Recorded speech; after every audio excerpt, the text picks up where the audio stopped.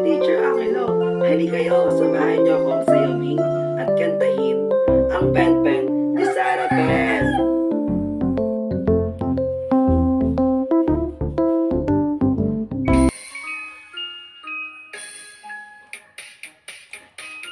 Pen pen di Sarah Pen di kutsilyo di amasen, how di Carabao batuten. Sipit na mimilipit, ginto't pilak na mumulaklak sa tubi ng dagat. Sayang pula, tatlong pera, sayang puti, tatlong salapi. Sausaw suka, mahuli tayo. Di kutsilyo di amasen, how di Carabao batuten. Sipit na mimilipit, ginto't pilak na mumulaklak sa tubi ng dagat.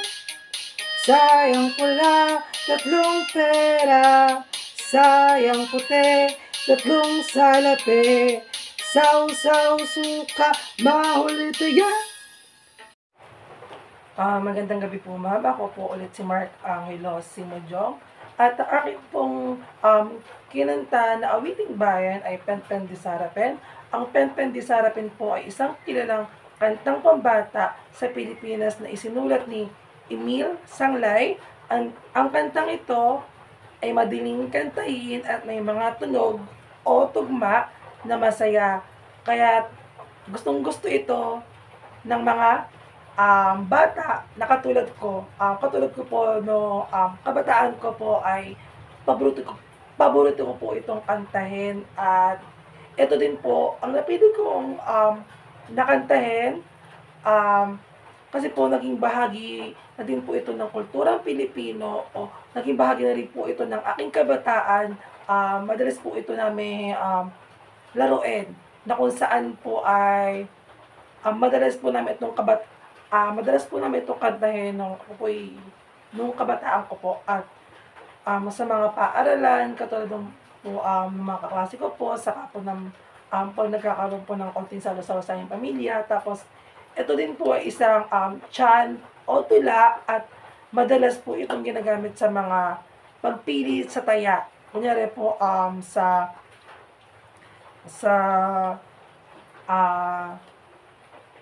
tagu-taguan o tumbang preso, dito po ang ginagamit tong Pen Pen di Sarah Pen, parang ganun po. Or ito po ay kung sa English po baga ay mini mini mo doon po. At ito rin po ay isang sinasabi po na nonsense, ayun po lang sa na-research ko, ganun po na kanta, kasi po wala naman po talaga siyang ibig sabihin. Ano lang po siya, basta lang po siyang naging naging awiting bayan, kasi nga po kadalasan sa mga batang Pinoy noong 90s is naging paborito po itong kantang ito. And ayun po. Pero po, ito rin po talaga yung isa po sa mga paborito kong kantahin ng kabataan ko po.